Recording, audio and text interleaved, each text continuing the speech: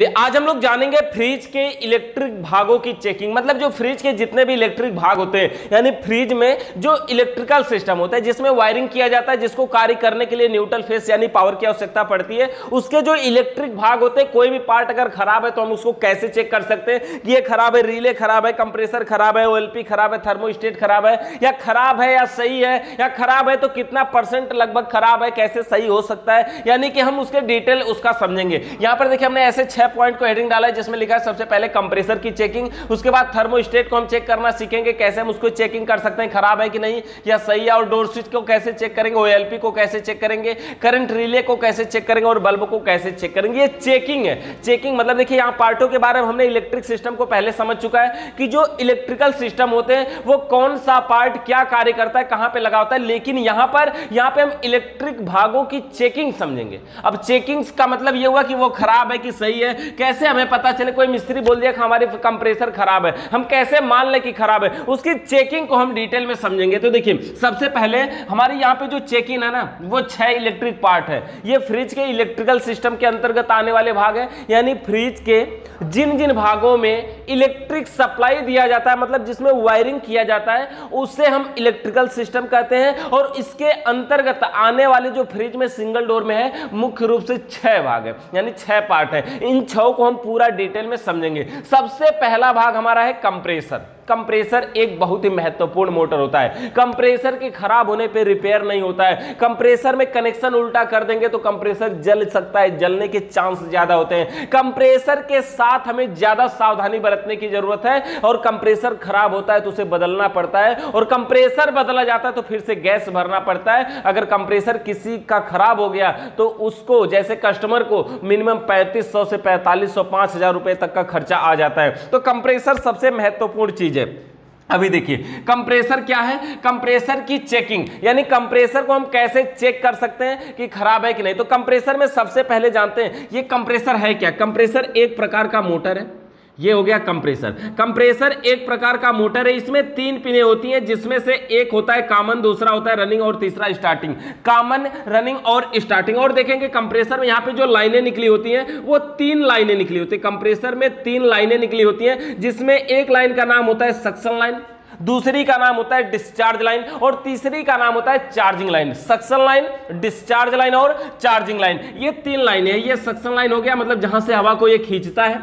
Discharge line हो गया, मतलब जहां से हवा को ये फेंकता है। चार्जिंग लाइन हो गया, जिसमें हम गैस या ऑयल चार्ज करते हैं। लेकिन यहां बात है इलेक्ट्रिक सिस्टम की चेकिंग की। तो कंप्रेसर में 3 पिनें हैं, कॉमन, रनिंग, स्टार्टिंग। अब अगर किसी कंप्रेसर में सबसे पहली बात तो ये है कि कॉमन, रनिंग और स्टार्टिंग को अगर हम मल्टीमीटर से चेक करते हैं, मल्टीमीटर का मतलब डिजिटल मल्टीमीटर की हमको आवश्यकता है यहां पर चेकिंग के लिए। और ये ऐसा मल्टीमीटर होता है ना, ऐसे पीले कलर का होता है, यहां पर ऐसे डिस्प्ले होती है, इसमें नंबर शो करता है, और इसके अलावा यहां से घुमाने के लिए, इसको ऑन ऑफ करने के लिए पॉइंटर होता है। मल्टीमीटर आपको दिखाते हैं, देखिए ये वाला, ये मल्टीमीटर हमारा, ये वाला मल्टीमीटर। तो इसी मल्टीमीटर के द्वारा हमको इसको चेक करना है। और अगर इस मल्टीमीटर को हम कंटिन्यूटी पॉइंट पर ऑन करके इसके तीनों पिनों को चेक करें, और तीनों पिनों पे कंटिन्यूटी बताना चाहिए, और भी थोड़ा थोड़ा डिफरेंट, मतलब सेम कंटिन्यूटी नहीं बताना चाहिए कि नहीं 12 12 12। ये डीसी में बताता है, जो इन्वर्टर फ्रिज होती है उसमें ये कंटिन्यूटी सेम बताता है। लेकिन हमारे नॉर्मल फ्रिजों में, कंप्रेसर में तीनों पिनों का मान अलग अलग बताना चाहिए। अगर बिल्कुल डायरेक्ट नहीं होना चाहिए, शॉर्ट ना हो, शॉर्ट होने पर वीप की आवाज आने लगती है, वैसे नॉर्मली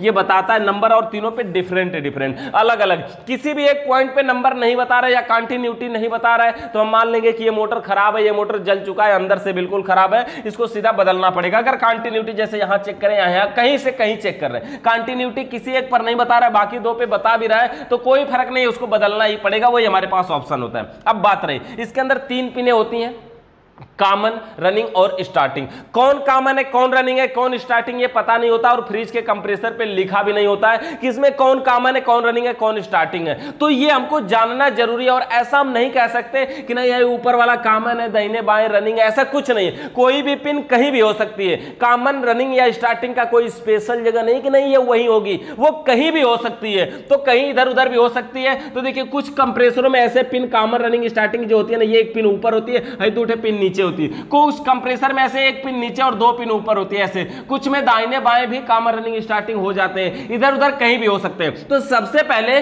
कंप्रेसर की चेकिंग में हमको क्या चेक करना होगा, इसमें कॉमन कौन है, रनिंग कौन है और स्टार्टिंग कौन है। अगर ये चेक करना है तो हम इसको कैसे चेक करेंगे, देखिए सबसे पहले क्या करते हैं, इसको मान लेते हैं, किसी को हम मान लेते हैं कि ये ए है, ये बी है और ये सी है, मान सकते हैं ना, इतना तो कर ही सकते हैं। ए बी सी मान लीजिए, एक्स वाई जेड मान लीजिए, राम श्याम घनश्याम मान लीजिए, जो मर्जी हो मान लीजिए। तो तीनों पिनों को हमने क्या किया कि मान लिया, माना है ए है, ये बी है और ये सी है। अब क्या करेंगे, मल्टीमीटर में से जो दूठे तार निकलेगा इसको लेके जाएंगे और ले जा करके इसको क्या करना है, चेक करना है। इसको कंटिन्यूटी पे ऑन कर लेंगे। कंटिन्यूटी का मतलब समझते हैं ना, ये मल्टीमीटर है तो सबसे नीचे के एक पॉइंट पहले यहां पे कंटिन्यूटी पॉइंट होता है, और जब ये कंटिन्यूटी पॉइंट पर ऑन करते हैं और दोनों को टच कराते हैं, वीप की आवाज आती है। और ये जो आवाज आती है देखिए सिर्फ एक ही जगह पे कंटिन्यूटी पर ही आती है और कहीं नहीं आती, सिर्फ एक पॉइंट पे आती है कंटिन्यूटी पे। तो यहीं पे इसको ऑन करना है और इसको चेक करना है।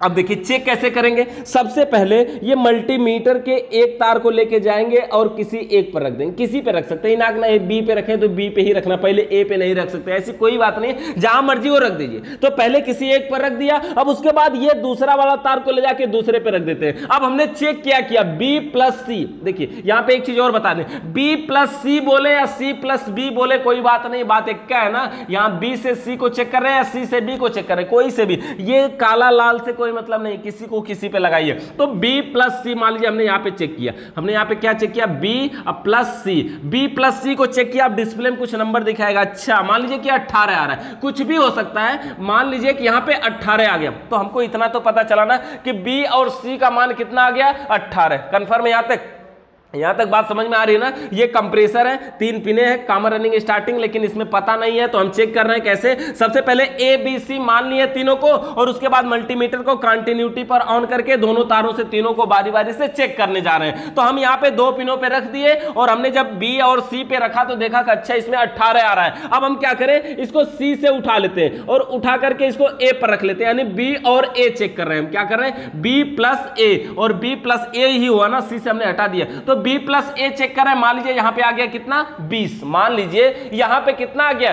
20। अब क्या बचा, देखिए अब ये बचा कि इसको हम उठा करके सी पे रख देते हैं, ठीक है, ये उठा करके सी पे रख देते हैं, यानी ए प्लस सी चेक हो जाएगा, ए प्लस सी, और ए प्लस सी अगर मान लीजिए हम चेक कर रहे हैं तो यहां आ गया मान लीजिए 15। अब तीनों पिनों को हमने चेक कर लिया और मान सबका अलग अलग नोट कर लिया, यानी कि सबसे पहले मल्टीमीटर को कंटिन्यूटी पॉइंट पर ऑन करेंगे और इसके दोनों तारों से मोटर के तीनों को बारी बारी से चेक करेंगे। देखिए एक तरीका और बताएं, ये जो चेकिंग का तरीका है ना, यही तरीका हमारे हर मोटर में काम करता है, चाहे हमने मोटर बाइंडिंग में फैन को चेकिंग का समझाओ, चाहे कोई भी चेकिंग, तो मोटर के जब 3 तार निकलते हैं तो चेकिंग का तरीका हमारा यही होता है। तो मल्टीमीटर को कंटिन्यूटी पॉइंट पर ऑन करके और मल्टीमीटर के दोनों तारों से कंप्रेसर के तीनों पिनों को बारी बारी से चेक करेंगे, और तीनों पिनों को चेक करके हमने यहां पे नोट कर लिया, और जिन 2 पिनों का मान सबसे अधिक होगा, मतलब इसके तीनों पिनों को तो हमने नोट कर लिया, अब जिन 2 पिनों का मान सबसे अधिक होगा, सबसे ज्यादा इसमें सबसे बड़ी संख्या क्या है, 15, 20, 18 है, तो सबसे बड़ी संख्या क्या है इसमें, 20 है, यही है ना। देखिए ये 18 है, ये 15, ये 20 है, तो सबसे बड़ी संख्या कौन है इसमें, 20 है। तो इसका हमारा तरीका क्या है कि जिन 2 पिनों का मान सबसे अधिक होगा उन दोनों पिनों को छोड़कर बची हुई तीसरी पिन कॉमन की होगी। जिन 2 पिनों का मान सबसे अधिक होगा उन दोनों पिनों को छोड़कर बची हुई तीसरी पिन कॉमन की होगी। तो मतलब यह हुआ कि यहां पे B और A का मान 20 है, यानी सबसे ज्यादा यही है ना, B और A का मान कितना है, 20 है, यानी सबसे ज्यादा कौन है, यही है 20, और 20 के साथ कौन है, B है और A है, कौन है, ये B है और ये है। और अगर इन पिनों में B और A को हम ढक लेते हैं तो क्या बचता है, C बचता है। यही है ना, जिन 2 पिनों का मान सबसे ज्यादा है, सबसे अधिक है, उन दोनों का नाम नहीं लेना, यानी B और A का मान सबसे ज्यादा है, इसलिए B और A को हम छोड़ देते हैं, या B और A को हम इसमें से मिटा देते हैं, तो इसमें बचा क्या, C, इसलिए C क्या हो जाएगा, कॉमन हो जाएगा। बच्चा यही ना बच्चा, जब सबसे बड़ी संख्या जिसकी है, देखिए एक चीज, एक डाउट बताएं आपको, जब जब हम इसको समझाते हैं ना तो लोग समझते हैं कि जिन दो पिनों का मान सबसे अधिक है उसको छोड़कर बचा हुआ तीसरा कॉमन है, ये तो ठीक है, लेकिन बड़ी को छोड़ के जो बचेगा वो सबसे कम वाला, इसका मतलब लोग इसमें सबसे कम ढूंढने लगते हैं। तो कम की बात नहीं है, अगर कम ढूंढेंगे आंसर गलत आएगा। तो आपको सिर्फ सबसे बड़ी संख्या देखना है, और बड़ी में है कौन कौन देखना है। तो दो लोग रहेंगे, बी और ए, टोटल पिने 3 है, तो जब 2 पता चल जाए खाई दोनों ना है तो जो बचल वही ना होगा, तो जो बचेगा लास्ट में अकेला वही होगा ना हमारा। तो ये हो गया हमारा क्या, 20। क्या हो गया, 20। क्या हो गया, यहां पे देखिए आया हुआ है ये b प्लस ए बराबर 20 सबसे बड़ी संख्या है, इसलिए b और a को छोड़ देंगे, इसलिए ये जो c हमारा ये क्या हो जाएगा, ये कॉमन हो जाएगा। कंफर्म है।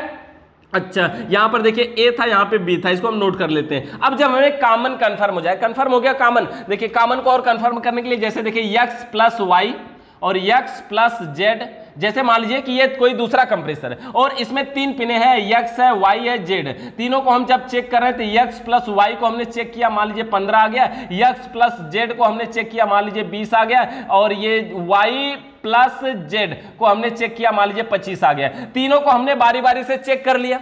अब इसमें देखना है कि सबसे बड़ी संख्या क्या है, कॉमन कंफर्म करना है ना। सबसे बड़ी संख्या क्या होगी इसमें, ये 25 सबसे ज्यादा है ना, तो 25 के साथ कौन कौन है, y है और z है। कौन है, y है और z है, और y और z को अगर छोड़ेंगे तो क्या बचेगा, x बचेगा। जो x बचा वो क्या हो जाएगा, कॉमन हो जाएगा। जो बचेगा सबसे पहले जो दोनों बड़ी संख्या होंगी, जो दोनों सबसे बड़ी संख्या के साथ जो दोनों आ जाएंगे, उन दोनों को छोड़ करके जो बचेगा तीसरा वही कॉमन होगा। तो इस प्रकार से हमारा कॉमन क्लियर हो जाता है। अच्छा जब हमें कॉमन कंफर्म हो जाए ना, तो अब क्या चेक करना है इसमें कि इसमें रनिंग कौन है और स्टार्टिंग कौन है। कॉमन कंफर्म हो जाए तो रनिंग कौन है, स्टार्टिंग कौन है, ये चेक करना आसान हो जाता है, लेकिन कॉमन में थोड़ी सी प्रॉब्लम होती है। तो रनिंग और स्टार्टिंग कैसे चेक करेंगे, जब हमें कॉमन कंफर्म हो गया, अच्छा बी और ए को छोड़ दिया हमने, तो ये जो सी है ये हमारा कॉमन हो गया। अब इसमें पता करना है रनिंग कौन है, स्टार्टिंग कौन है। तो हमारा दूसरा नियम क्या है, देखिए मल्टीमीटर को चेकिंग का हमारा नियम है कि सर्वप्रथम मल्टीमीटर के दोनों तारों से कंप्रेसर के तीनों पिनों को बारी बारी से चेक करेंगे। जिन दो पिनों का मान सबसे अधिक होगा उन दोनों पिनों को छोड़कर बचा हुआ तीसरा पिन कॉमन का होगा। और जब कॉमन कंफर्म हो जाए तो अब मल्टीमीटर के एक तार को कंप्रेसर के कॉमन पे रखेंगे और दूसरे तार से बचे हुए दोनों पिनों को बारी बारी से चेक करेंगे। इसमें जिस पिन का मान अधिक होगा वो स्टार्टिंग का होगा और जिसका मान कम होगा वो रनिंग का होगा। देखिए स्टार्टिंग पे मान अधिक क्यों बताता है, क्योंकि मोटर बाइंडिंग में हमने सीख लिया ना कि मोटर में हम स्टार्टिंग में टर्न की संख्या अधिक करते हैं और रनिंग में टर्न की संख्या कम करते हैं, इसलिए जो अधिक बताएगा वो स्टार्टिंग का होगा और जो कम बताएगा वो रनिंग का होगा। तो सी से देखिए अगर हम यहां पे बात करें ना, इसको हमने कवर कर लिया है, तो सी इसमें भी है, सी इसमें भी है। इसका मतलब अगर हम यहां से भी हटा दें, यहां से हटा दें, तो बी का मान बचता है 18 और यहां पे देखिए ए का मान बचता है कितना, 15। तो इसमें सबसे बड़ी संख्या क्या है, इसमें इन दोनों में 18 बड़ी है, तो 18 बड़ी है तो क्या हो जाएगा, स्टार्टिंग हो जाएगा। यही ना होगा, जिसका मान अधिक होगा वो स्टार्टिंग का होगा और जिसका मान ये 15 कम है वो किसका हो जाएगा, रनिंग का हो जाएगा। ये हो गया हमारा रनिंग। तो इस प्रकार से हम कॉमन, रनिंग और स्टार्टिंग चेक कर सकते हैं। देखिए इसमें हमने क्या चेक किया था, ये सबसे बड़ी संख्या 25 थी और ये y और z था, यानी कि y और z यानी x इसमें कॉमन था, x इसमें क्या था, कॉमन था। अब अगर इसमें रनिंग और स्टार्टिंग की बात करें तो देखिए x इसमें भी मिलेगा, x इसमें भी मिलेगा, हटा देते हैं। y का मान 15 है और z का मान 20 है, तो जिसका मान 20 है वो क्या होगा, स्टार्टिंग का होगा और जिसका मान 15 है वो क्या होगा, रनिंग का होगा। मतलब जिसका मान कम होता है वो रनिंग का होगा और जिसका मान अधिक होगा वो स्टार्टिंग का होगा। तो इस प्रकार से हम कंप्रेसर मोटर को चेक कर सकते हैं, मल्टीमीटर से चेक करना है हमको। अब देखिए जब हमें कॉमन, रनिंग, स्टार्टिंग कंफर्म हो जाए तो कंप्रेसर को हमको क्या करना चाहिए, इसको डायरेक्ट चला के देखना चाहिए। डायरेक्ट चलाने का मतलब समझ गए, रनिंग और स्टार्टिंग में शार्ट मार के। जैसे डायरेक्ट चलाने का तरीका थोड़ा समझाते हैं। जैसे देखिए ये कंप्रेसर है, कंप्रेसर की ये 3 पिने हैं, ये हमारा न्यूट्रल है, फेस है। हमको पता है कि ये वाला हमारा कॉमन है, ये रनिंग है, ये स्टार्टिंग। जब हमें कंफर्म हो जाए तब तो न्यूट्रल के एक तार को कॉमन में जोड़ते हैं और फेस के तार को रनिंग में जोड़ते हैं और रनिंग से स्टार्टिंग में एक तार लेके शार्ट मारते हैं। न्यूट्रल के एक तार को हमने कॉमन में जोड़ा, फेस के एक तार को रनिंग में जोड़ा और रनिंग से स्टार्टिंग में शार्ट मार के स्टार्ट करते हैं, कंप्रेसर हमारा स्टार्ट हो जाता है। अगर स्टार्ट नहीं हो रहा है तो समझिए कंप्रेसर खराब है और ऐसी अवस्था में कंप्रेसर को बदलना पड़ेगा, क्योंकि ये डायरेक्ट चालू किया जा रहा है। ये कोई रिले, ओएलपी या थर्मोस्टेट या किसी और को हम दोष नहीं दे सकते। बस हाँ दोष दे सकते हैं तो सिर्फ पावर को, कि लाइट है कि नहीं है, अगर है तो कितनी वोल्ट है। 220 वोल्ट पे ये बढ़िया तरीके से काम कर पाएगा, 220 वोल्ट पे। अब तो फ्रिजें जो आ रही है 150 वोल्ट पे भी उसका कंप्रेसर मोटर काम करता है, कोई दिक्कत नहीं होती है। तो इस प्रकार से हम कंप्रेसर मोटर को चेक कर सकते हैं कि वो सही है या फिर खराब है। मतलब मल्टीमीटर से तीनों पिनों को चेक करना है, कंटिन्यूटी बता रहा है तो मतलब सही है। अच्छा, दूसरा पॉइंट हमारा इसमें थर्मोस्टेट की चेकिंग। ये थर्मोस्टेट क्या होता है, देखिए कूलिंग को कंट्रोल करने का कार्य करता है ये। मतलब फ्रिज अगर चलते चलते आवश्यकता से ज्यादा ठंडा करती है तो अपने आप कट कर देता है। थर्मोस्टेट एक प्रकार की स्विच है जिसका कार्य होता है कूलिंग को कंट्रोल करना। मतलब फ्रिज अगर चलते चलते आवश्यकता से अधिक ठंडा करती है, ऑटोमेटिक तरीके से सप्लाई को बंद कर देता है। देखिए ये स्विच है, ये स्विच के दोनों पॉइंट है। अब देखिए यहां पे जैसे हमने एक बल्ब लगा दिया, थर्मोस्टेट की चेकिंग की बात हो रही है ना, तो अब देखिए ये बल्ब अगर जलेगा समझिए कंप्रेसर चल रहा है, और बल्ब बंद है तो समझिए कंप्रेसर बंद है, मतलब समझ लीजिए कंप्रेसर है। देखिए बल्ब में न्यूट्रल फेस पहुंचेगा तो बल्ब भी जलेगा, कंप्रेसर में भी न्यूट्रल फेस पहुंचेगा तभी तो वो चलेगा। उसी प्रकार से यहां पर देखिए हमको क्या करना है, ये थर्मोस्टेट स्विच है, ये दोनों इसके पॉइंट है, एक से इन दूसरे से आउट करवाना है। ये थर्मोस्टेट के पीछे एक पतली सी पूंछ निकली होती है जो एवापोरेटर में टच होती है, ठीक है। एवापोरेटर में टच होने के कारण ये सप्लाई को कट कर पाती है, कूलिंग का पता करता है वहां से। इसके अंदर क्या लगा होता है, और दो ठे पत्ती लगी होती है ऐसे। ये जो दोनों पत्तियां ये कापर की लगी होती है, एक ऊपर होती है एक नीचे होती है, यानी इसमें विद्युत का संचार होता है। उसके बाद ये जो दोनों साइड में बाहर इनपुट आउटपुट है ये इसी से कनेक्ट होते हैं। अब देखिए अगर इसको यहाँ पे न्यूट्रल और फेस अगर इस बल्ब में जोड़ दिया जाए डायरेक्ट तो बल्ब जलेगा ना, इसी के एक तार को तोड़ दिया जाए तो बल्ब नहीं जलेगा। और इसी के तार को एक पॉइंट पे रख देते हैं, दूसरे को दूसरे पर रख देते हैं, मतलब ये सीरीज का वायर हो गया। और अगर इन दोनों को आपस में हम टच कराते हैं तो ये बल्ब जलेगा, और टच नहीं कराते हैं तो बल्ब नहीं जलेगा। तो थोड़ी सी ये समझ लेते हैं ये कट कैसे करता है। इसके अंदर एक पत्ती लगी होती है, ये जो पत्ती लगी होती है ये बेलोज व डायफ्राम नाम के ऐसे स्प्रिंग लगी होती है, और स्प्रिंग के नीचे एक पत्ती लगी होती है। देखिए ये जो स्प्रिंग होती है इस स्प्रिंग का नाम होता है बेलोज, और ये जो पत्ती लगी होती है इस पत्ती का नाम होता है डायफ्राम। तो कुल मिलाकर के हम इसको ये बोलते हैं कि थर्मोस्टेट के अंदर कौन सी पत्ती लगी होती है जो कूलिंग को कंट्रोल करती है, तो बोलेंगे बेलोज व डायफ्राम नाम की पत्ती लगी होती है जो कूलिंग को कंट्रोल करने का कार्य करती है। ये हो गया हमारा थर्मोस्टेट, ठीक है। अच्छा, ये कार्य कैसे करता है, देखिए ये जब पत्ती इसमें टच होगी तो सप्लाई आउट होगी, तो यहां पे बल्ब हमारा जलेगा, यानी कि अगर कंप्रेसर लगा होगा तो कंप्रेसर हमारा चलेगा, और अगर यही पत्ती यहां पे टच नहीं होगी तो बल्ब हमारा नहीं जलेगा। मतलब देखिए फ्रिज में ये एवापोरेटर का मतलब क्या होता है, ये फ्रिज का वह भाग है जो पूरा कूलिंग करता है। फ्रिज का दरवाजा खोलते हैं ना, सबसे ऊपर जो सबसे ज्यादा ठंडा करता है, जिसमें बर्फ जमाने के लिए पानी वगैरह हम रखते हैं, मतलब ऐसे पार्ट रखते हैं जिसको हमें बहुत अधिक ठंडा करवाने की जरूरत है उसको उसमें रखते हैं। तो क्या होता है, ये ठंडा सबसे ज्यादा, मतलब फ्रिज में सिर्फ वही ठंडा होता है। तो ये क्या होता है कि फ्रिज में लगा कैसे होता है, ये देखिए इसका संपर्क यहां से होता है।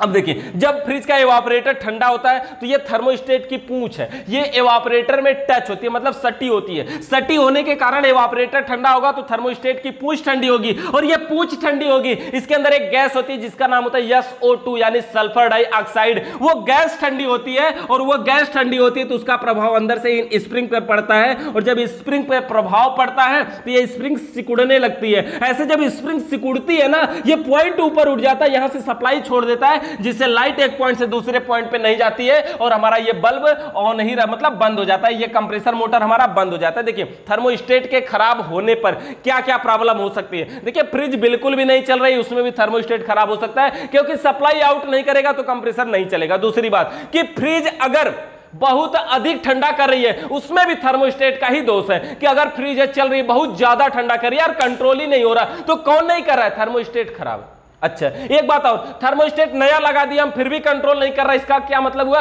थर्मोस्टेट की पूंछ अगर एवापोरेटर में टच नहीं रहेगी ना तब भी ये कट नहीं करेगा। कैसे पता चलेगा ठंडा यहां हो रहा है, दूर है, इसको पता नहीं चलेगा ठंडा कितना हो रहा है, कैसे ये कट कर पाएगा, नहीं कर पाएगा। यही तो जाकर के यहां इसको बताता है भैया उधर ठंडा ज्यादा हो गया, जल्दी करो, बंद करो, जितनी सेटिंग थे उसके पार जा रहा है तब जाके ये काम करते हैं। तो इस प्रकार से देखिए एवापोरेटर ठंडा होता है, थर्मोस्टेट की पूंछ ठंडी होती है, पूंछ की वजह से इसके अंदर का SO2 सल्फर डाइऑक्साइड गैस ठंडी होती है, और उसकी वजह से स्प्रिंग जब सिकुड़ती है तो सप्लाई कट जाती है। अब देखिए इसको हमें चेक करना है ये थर्मोस्टेट सही है कि नहीं। तो थर्मोस्टेट को चेक करने का सबसे आसान तरीका क्या है कि सर्वप्रथम सीरीज के दो वायर लेंगे ऐसे ही, और थर्मोस्टेट के दोनों पॉइंटों पे रखेंगे, दोनों पॉइंटों पे रख लिया।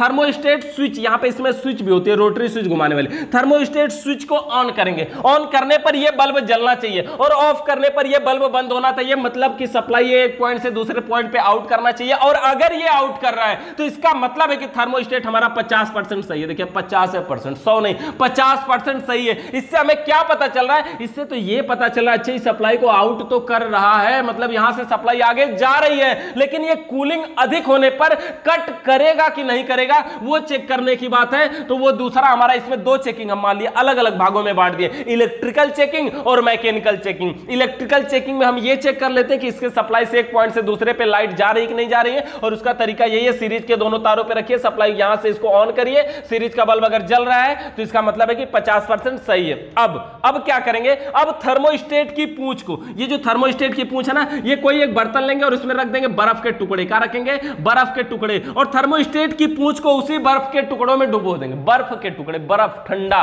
ठंडा बर्फ। तो इससे क्या होगा? बर्फ के टुकड़ों में डुबो देंगे और सीरीज के दोनों तारों पे, दोनों तारों को थर्मोस्टेट के दोनों पॉइंटों पे रखेंगे और फिर थर्मोस्टेट स्विच ऑन करके छोड़ देंगे और देखेंगे 5 से 7 मिनट के अंदर, 5 से 7 मिनट के अंदर जैसे ही थर्मोस्टेट की पूंछ का टेम्परेचर कम होगा, मतलब ये ज्यादा ठंडा होगा, तो वैसा ही क्या होगा? देखिए वहां इवापोरेटर से ठंडा हो रहा था, यहां बर्फ डालकर ठंडा करवा रहे। क्यों? ये तो हम चेक कर रहे हैं ना कि ये कूलिंग को कंट्रोल कर पा रहा है कि नहीं कर पा रहा है। तो बर्फ के टुकड़ों में हमने डाल दिया। अब अगर जैसे टेम्परेचर माइनस में जाएगा, ठंडा होगा, तुरंत ये क्या करेगा? धीरे धीरे स्प्रिंग सिकुड़ेगी, सप्लाई छोड़ देगा, और सप्लाई छोड़ देगा तो बल्ब हमारा क्या होगा? ऑफ हो जाएगा, मतलब बंद हो जाएगा। और जब बल्ब बंद हो जाए 5 से 7 मिनट में, तो क्या करते हैं? थर्मोस्टेट की पूंछ को बर्फ के टुकड़ों से बाहर निकाल लेंगे और फिर थोड़ी देर इंतजार करेंगे, और जैसे ही थर्मोस्टेट के पूंछ का टेम्परेचर सामान्य होगा, नॉर्मल होगा, फिर से थर्मोस्टेट से किट से आवाज आती है, और थर्मोस्टेट से किट से आवाज आएगी और बल्ब हमारा ऑन हो जाएगा, मतलब सप्लाई आउट होने लगेगी। ये काम करता है। इस प्रकार से हम चेक कर सकते हैं। कैसे चेकिंग है? कि सर्वप्रथम थर्मोस्टेट के दोनों पॉइंटों पे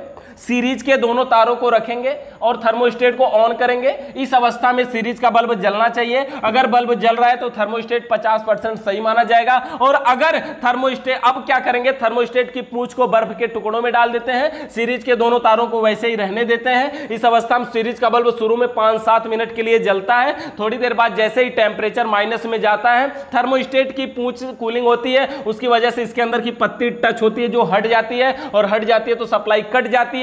सप्लाई कट जाती है तो बल्ब हमारा बंद हो जाएगा। फिर हम थर्मोस्टेट की पूंछ को बर्फ के टुकड़ों से बाहर निकाल लेंगे, और उसके बाद क्या होगा कि जब टेम्परेचर सामान्य होगा, नॉर्मल होगा, अपने आप थर्मोस्टेट की पत्ती फिर से जाकर के टच हो जाएगी। टच होगी तो सीरीज का बल्ब जलने लगेगा। और अगर ये क्रियाएं हो रही हैं तो थर्मोस्टेट को 100% सही माना जाएगा। और अगर ये क्रियाएं हो रही हैं तो 100% सही मान लीजिए कि हाँ, ये जो हमारा थर्मोस्टेट है वो सही है, बिल्कुल बढ़िया है। थर्मोस्टेट की चेकिंग हम इस प्रकार से बिल्कुल आसानी से कर सकते हैं। तीसरी पार्ट इसमें हमारा क्या है? डोर स्विच की चेकिंग। डोर स्विच, फ्रिज में लगने वाली स्विच, डोर स्विच, मतलब दरवाजा खोलते हैं ना, बल्ब जलता है, दरवाजा बंद करते हैं, बल्ब बंद होता है, मतलब समझ रहे? ये डोर स्विच, डोर मतलब दरवाजा, और लगने वाली स्विच मतलब स्विच। तो डोर स्विच को हम कैसे चेक कर सकते हैं? मतलब मान लीजिए हमारी फ्रिज है, बेसिक आपके घर में फ्रिज है, फ्रिज का बल्ब नहीं जल रहा है तो डोर स्विच भी खराब हो सकती है, एक प्रॉब्लम है। लेकिन अच्छा, फ्रिज का दरवाजा बंद करने के बाद भी बल्ब बंद नहीं हो रहा है, कोई ऐसी अगर प्रॉब्लम लेके आए, यार फ्रिज है हमारी और दरवाजा जब बंद करते हैं ना तो भी बंद नहीं होता, बंद तो दरवाजा तो बंद होता है लेकिन बल्ब उसके अंदर जलता है। अच्छा, पता कैसे चला यार कि दरवाजा जलता है? एक तरीका डिजिटल तो लगा सकते हैं, मोबाइल का कैमरा ऑन करिए, वीडियो रिकॉर्डिंग रख दीजिए, दरवाजा बंद करिए, देखिए उसमें से रिकॉर्ड होकर निकलेगा, अच्छा बंद हुआ था कि नहीं हुआ था। लेकिन ये बेसिक है। उससे अच्छा क्या है? उससे अच्छा तो ये कि डोर स्विच जहां पे है, आप मिस्त्री है ना, आपको ये करने की जरूरत नहीं है, आदमी कस्टमर इतना काम तो खुद ही कर लेगा कैमरा ऑन करके। आपको क्या करना है? आपको डोर स्विच की नोब उसमें होती है, दबाने वाला, जैसे हम दरवाजा बंद करते हैं ना तो नोब दबती है, दबती है तो बल्ब बंद होता है, और जब नोब खुलता है तो नोब खुलता है, दरवाजा खुलता है तो नोब खुलता है, नोब खुलता है तो बल्ब जलता है। आपको पता होना चाहिए कि वो नोब का है, और वहां से उसको हम दबा करके ऑन ऑफ करेंगे। ऐसे दबाएंगे तो बल्ब बंद होना चाहिए, छोड़ेंगे तो जलना चाहिए, दबाएंगे तो बंद होना चाहिए, छोड़ेंगे तो जलना चाहिए। गाड़ी के हॉर्न जैसा होता है ना, उसके विपरीत होता है। हॉर्न को दबाएंगे तो बजता है ना, इसको दबाएंगे तो बंद होगा, उल्टा, सेम उल्टा। सोचिए, गाड़ी के हॉर्न की जगह अगर फ्रिज वाली डोर स्विच लगा दे तो हॉर्न 24 घंटा लगातार बजेगा, जब दबाएंगे तब खाली बंद होगा। मतलब समझ गया ना?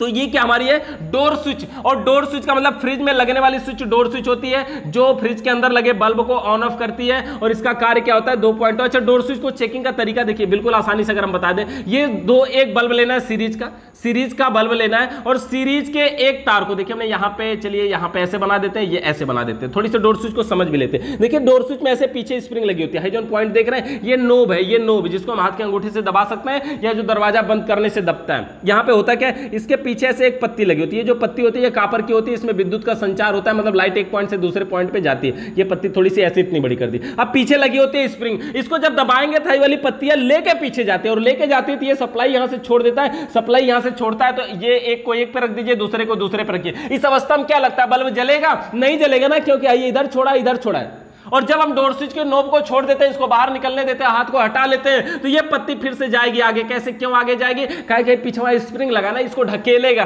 तो जब ये और आगे जाएगी तब जाकर के क्या होगा, सप्लाई एक पॉइंट से दूसरे पॉइंट पे जाएगी और सीरीज का ये बल्ब हमारा जलने लगेगा। तो डोर स्विच को चेक करने का तरीका बिल्कुल सिंपल सा है कि सीरीज के 2 तार लीजिए और डोर स्विच के दोनों पॉइंटों पे रखिए। इस अवस्था में सीरीज का बल्ब जलना चाहिए, और फिर डोर स्विच के नोब को हाथ के अंगूठे से दबाइए। इस अवस्था में सीरीज का बल्ब बंद होना चाहिए। तो जब दबाएंगे तो बल्ब बंद होना चाहिए और छोड़ेंगे तो बल्ब जलना चाहिए। अगर ऐसा हो रहा है तो डोर स्विच सही है। अब फ्रिज में अगर किसी के घर पे डोर स्विच काम नहीं कर रही है, इसका मतलब 2-3 कारण हो सकते हैं। पहले देखिए कि क्या दरवाजे से डोर स्विच का नोब दब पा रहा है, क्या अगर नहीं दब पा रहा है तो क्यों नहीं दब पा रहा है, क्या वहां से घिस गया है, कट गया तो कोई गुटका वगैरह कुछ लगा करके वहां टेपेड कर देंगे, चिपका देंगे, जिससे क्या होगा अब दरवाजा बंद करेंगे तो नोब बढ़िया से दबेगा और बढ़िया से वो काम करेगा। तो डोर स्विच की चेकिंग है ये। अच्छा, डोर स्विच को इस तरह से हम केवल 2 ही पॉइंट होते हैं और इसमें कोई मैकेनिकल वगैरह नहीं होता है। और उसके बाद हमारा क्या देखिए इसमें OLP की चेकिंग। OLP ओवरलोड प्रोटेक्टर, मतलब फ्रिज अगर चलते चलते आवश्यकता से अधिक उसका कंप्रेसर मोटर गर्म हो रहा है तो ये OLP उसको कट करेगी। अच्छा, कट करने का काम करती है ओवरलोड प्रोटेक्टर। देखिए OLP कई प्रकार की होती है, चाहे किसी भी प्रकार की हो, प्रकार उसका चाहे जो भी हो, काम उसका सेम रहेगा। देखिए जैसे हमने यहाँ पे बनाई एक ढक्कन की तरह होती है OLP, इसमें 2 पॉइंट होते हैं तार जोड़ने के लिए और सब में होते हैं, कोई भी OLP हो। OLP ओवरलोड प्रोटेक्टर, जैसे मोटर बाइंडिंग में अपने टुल्लू पंप मोटर वगैरह में देखेंगे लगता है ऑटो कट मतलब मोटर गर्म होगा तो अपने आप बंद हो जाएगा ना, और मोटर ठंडा होगा तो अपने चालू भी हो जाएगा। यही काम इसमें OLP करती है फ्रिज में। इसको हमें अलग से लगाना पड़ता है, जो कंप्रेसर मोटर के गर्म होने पर सप्लाई को कट करता है और कंप्रेसर मोटर के नॉर्मल होने पर फिर से सप्लाई को आउट करता है। तो ये OLP हो गया। इसको भी चेकिंग देखिए हमारी कितनी आसान है कि पहले सीरीज का बल्ब लेंगे। सीरीज का बल्ब देखिए ये न्यूट्रल फेस है, ये सीरीज का बल्ब लिया। सीरीज के एक तार को OLP के एक पॉइंट पर और दूसरे तार को OLP के दूसरे पॉइंट पर, ये हमारी OLP है। सीरीज के एक तार को OLP के किसी एक पर और दूसरे तार को OLP के किसी दूसरे पॉइंट पे रखेंगे और इस अवस्था में सीरीज का बल्ब जलना चाहिए। इस अवस्था में सीरीज का बल्ब जलना चाहिए और अगर ये बल्ब जल रहा है तो OLP को हम मानेंगे कि अच्छा 50% सही है। मतलब क्या पता चला कि सप्लाई को आउट कर रहा है, इतना ही पता चला कि सप्लाई को आउट कर रहा है।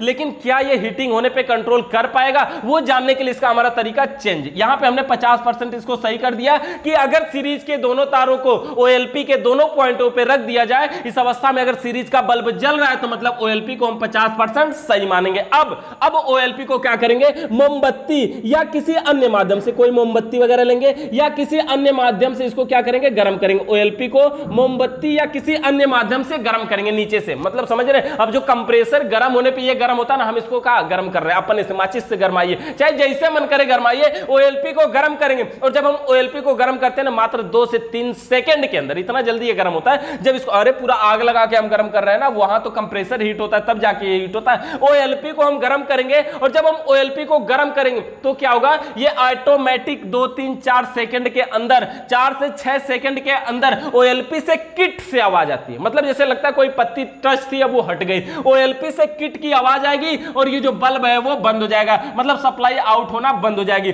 और फिर मोमबत्ती को हटा लेंगे। जब हटा लेंगे तो थोड़ी देर में जैसे ही इसका टेंपरेचर सामान्य होगा, नॉर्मल होगा, फिर से OLP से किट की आवाज आएगी और बल्ब जलने लगेगा। इससे हमें क्या पता चलेगा, OLP हमारी 100% सही है, OLP हमारी 100% सही है। इसका यही मतलब हुआ। OLP की चेकिंग क्या है कि सर्वप्रथम सीरीज के दोनों तारों को OLP के दोनों पॉइंटों पे रखेंगे, इस अवस्था में सीरीज का बल्ब जलना चाहिए। अगर बल्ब जल रहा है तो OLP को 50% सही माना जाएगा। उसके बाद OLP को मोमबत्ती या किसी अन्य माध्यम से गर्म करेंगे। जब गर्म करेंगे तो OLP क्या होगा, शुरू में 4 से 6 सेकंड तक बल्ब जलेगा। 4 से 6 सेकंड के अंदर OLP से किट की आवाज आएगी और बल्ब ऑफ हो जाएगा। और जब बल्ब ऑफ हो जाएगा तो फिर क्या करेंगे, मोमबत्ती को हटा लेंगे और मोमबत्ती को हटाने के बाद क्या करेंगे, थोड़ी देर में जैसे OLP का टेम्परेचर सामान्य होगा पुनः OLP से किट की आवाज आएगी और बल्ब ऑन हो जाएगा, सप्लाई को आउट करने लगेगा। तो OLP को हम क्या करेंगे, 100% सही मानेंगे। ये हो गया हमारा OLP की चेकिंग। अब बात रही हमारी करंट रिले, सबसे महत्वपूर्ण पार्ट है रिले की चेकिंग और उसमें रिले सबसे महत्वपूर्ण चीज होता है। ये 5वां भाग में हमने रखा है इसको, करंट रिले की चेकिंग। करंट रिले में कई प्रकार के रिले आते हैं, तो किसी 1 2 3 रिले के बारे में हम समझ लेते हैं, उसके बाद सेम वही प्रक्रिया आगे तक बढ़ती जाएगी। जैसे देखिए सबसे पहला टाइप हमारा ओपन टाइप रिले की चेकिंग। ओपन टाइप रिले की चेकिंग, ओपन टाइप रिले का मतलब देखिए ऐसे होता है, ये इसकी बाइंडिंग ओपन होती है, खुली हुई होती है, दिखाई देती है। देखिए यहाँ पे ये ओपन टाइप रिले बन रहे हैं, हमने आपको दिखाया भी था ओपन टाइप रिले, अभी भी दिखा देते हैं, रुकिए। ओपन टाइप रिले यहाँ पे हमारा है ये देखिए ओपन टाइप रिले।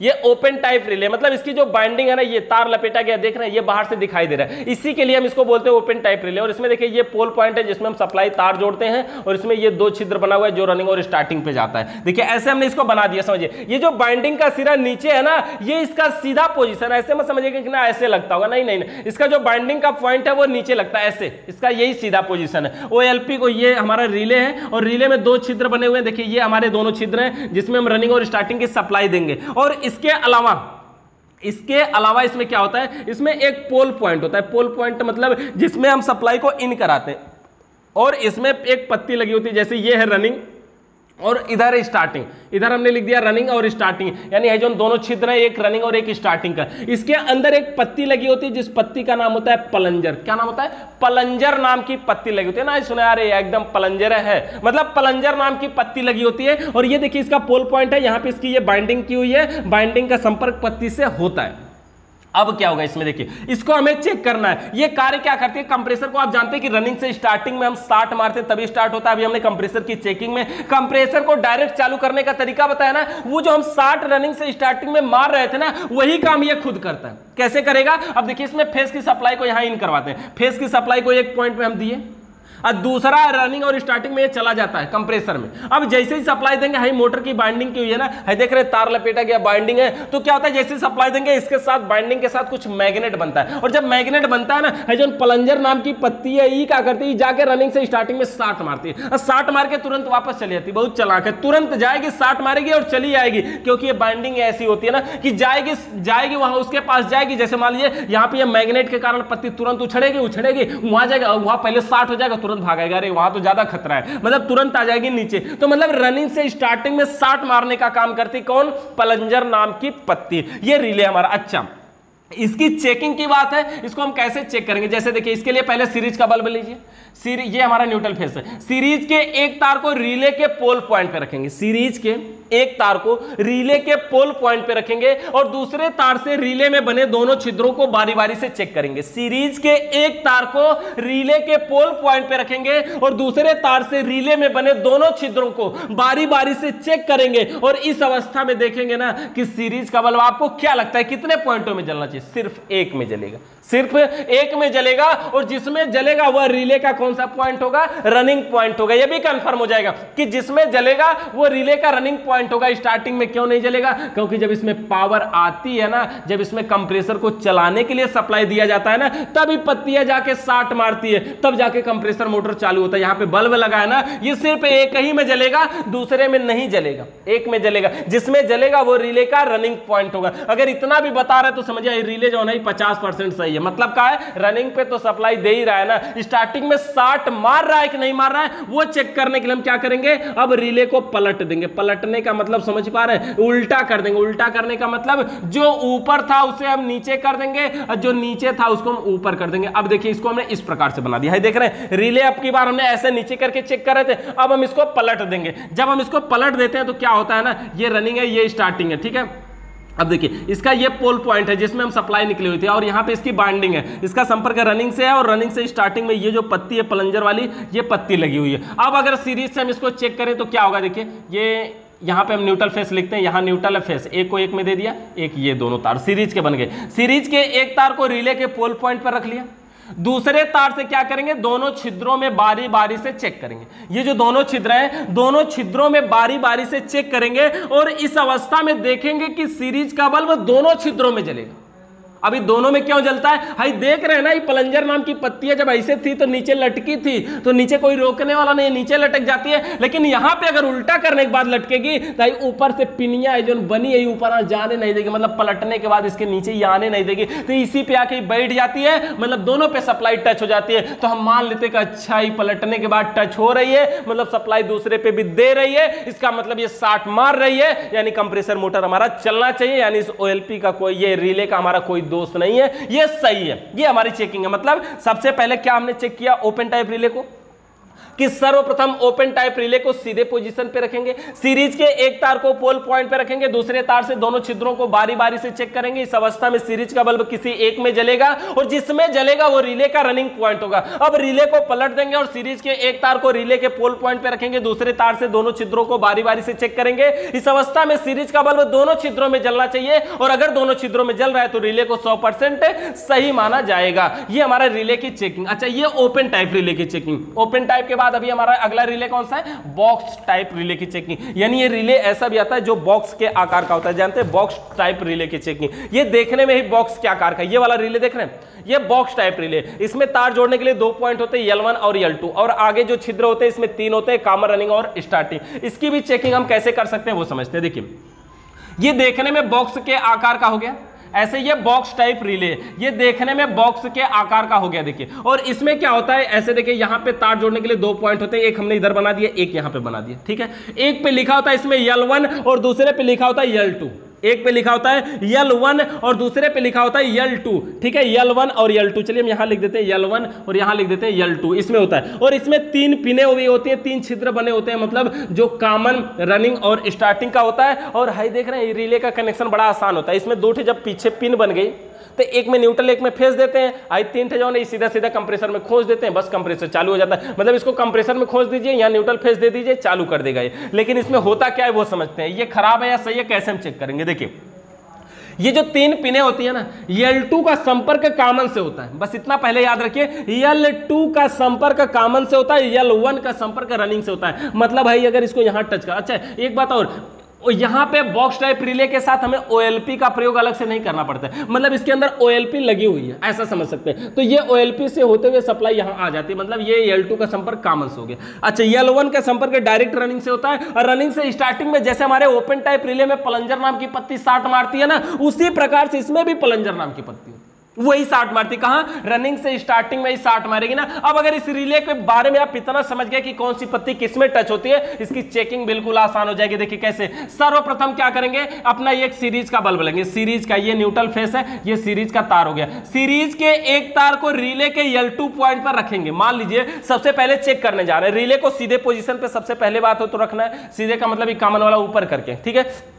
सर्वप्रथम रिले के, सीरीज के एक तार को रिले के L2 पॉइंट पर रखेंगे और दूसरे तार से इन तीनों छिद्रों को बारी बारी से चेक करेंगे। अब आप बताइए कि इन तीनों में अगर हम रख करके चेक कर रहे हैं तो किस पे बल्ब जलेगा, सीरीज का बल्ब कहां पे जलेगा। देखिए इसमें सीरीज का बल्ब कहां पे जलेगा, एक ही पॉइंट पे जलेगा, ये जो है कॉमन, रनिंग और स्टार्टिंग का इसका कोई संपर्क नहीं होता, इसलिए नहीं जलेगा। यानी सीरीज के एक तार को अगर बॉक्स टाइप रिले के L2 पॉइंट पे रखा जाए और दूसरे तार से तीनों को बारी बारी से चेक किया जाए तो सीरीज का बल्ब किसी पे एक पर जलेगा, और जिस पर जलेगा वो रिले का कॉमन पॉइंट होगा। एक हमें कंफर्म हो जाता है कि कॉमन कंफर्म हो गया। अच्छा, कॉमन तक सप्लाई आ रही है, ये भी कंफर्म हो गया, मतलब रिले कॉमन तक पावर दे रहा है, ये भी कंफर्म हो गया। अब जब हमें कॉमन कंफर्म हो जाए तो इसमें रनिंग और स्टार्टिंग कौन है वो चेक करना है। कैसे चेक करेंगे, पहली चेकिंग हमारी हो गई, इसको 35% सही मान लिए कि L2 से कॉमन पे बताएगा। अच्छा, अब रिले के एक तार को L1 पे रख लेंगे और दूसरे तार से फिर हम तीनों पे चेक करें, चाहे तो एक ठे था, ये हमारा कंफर्म है, इसको क्या चेक करेंगे, इन दोनों को चेक करते हैं। जब इन दोनों को चेक करेंगे तो रिले का पॉइंट, सीरीज का बल्ब किस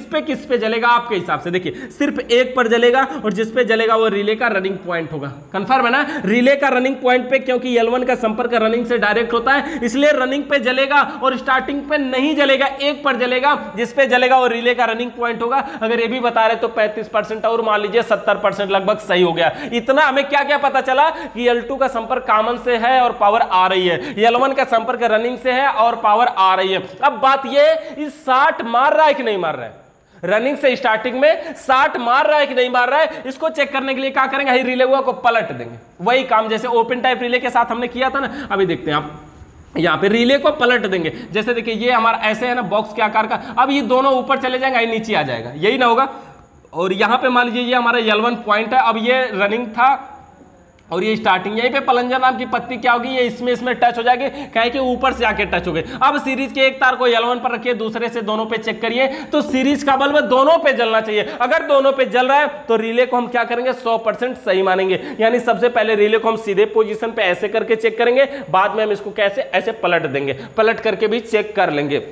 दोनों अवस्था में चेक करना है। पलटने से क्या होगा, रिले का रनिंग वाला पॉइंट जो प्लंजर नाम की पत्ती है वो जाकर के टच हो जाती है। इसके बाद देखिए इसमें क्या है, LMS रिले की चेकिंग। LMS का मतलब लाइट मेन स्टार्टिंग। देखिए किसी भी रिले की जो पत्ती है उसकी पत्तियों को केवल आप समझिए वो कहां कहां टच है, तो चेकिंग बिल्कुल आसान हो जाएगी। इसमें 3 पॉइंट होते हैं, L, M और S। L, M और S, इसके आगे हम जब वायरिंग समझेंगे तो भी समझेंगे। L और M अंदर से दोनों डायरेक्ट होता है। L का मतलब लाइट होता है, M का मतलब मेन होता है, मतलब ये रनिंग वाला, S का मतलब स्टार्टिंग होता है। अगर ये दोनों अंदर से डायरेक्ट है आपको ये पता है, और यहां से यहां तक इसमें प्लंजर नाम की पत्ती लगी होती है, तो क्या हमको पता चला, अगर हम सीरीज से इसको चेक करें, ये न्यूट्रल है ये फेज, सीरीज के एक तार को L पे रखेंगे, दूसरे से तीनों को चेक करेंगे, क्या लगता है किसी पे बताएगा ना, रिले के एक पॉइंट पे बताएगा, M पे बताएगा, मतलब जो मेन होगा, जो रनिंग वाला होगा उस पे बताएगा, स्टार्टिंग वाले पे नहीं बताएगा। तो स्टार्टिंग वाले पे कब बताएगा, जब इसको हम पलट देंगे, ये पत्ती जाके उसमें टच होगी तो जाके ये बताएगा। तो इस प्रकार से LMS रिले को भी हम आसानी से चेक कर सकते हैं। अगला पॉइंट 6वें नंबर पे इसमें हमारा है बल्ब की चेकिंग। अब बल्ब की चेकिंग में क्या चेकिंग है, 12 से 15 वाट का बल्ब यूज किया जाता है, 8 से 15 वाट का। अब बल्ब में न्यूट्रल फेज 220 वोल्ट पावर दीजिए, अगर ये बल्ब जल रहा है तो सही है और नहीं जल रहा है तो खराब है, सीधी सी बात है। इसमें क्या चेकिंग है, सिर्फ 2 ही पॉइंट है। न्यूट्रल फेज डायरेक्ट दीजिए 220 वोल्ट की AC सप्लाई, और अगर ये बल्ब जल रहा है, काम कर रहा है तो सही है, और अगर नहीं जल रहा है तो खराब है। तो इस प्रकार से फ्रिज के इलेक्ट्रिक भागों से संबंधित अगर किसी भी प्रकार का सवाल या सुझाव है तो नीचे कमेंट करके जरूर बताइएगा। चैनल को सब्सक्राइब तो आपने कर ही लिया होगा, लाइक भी कर दीजिए, वीडियो को उत्साह बढ़ाइए। वीडियो देखने के लिए और हर बार वापस आकर के हमारे चैनल को इतना सपोर्ट करने के लिए आप सभी का बहुत बहुत धन्यवाद।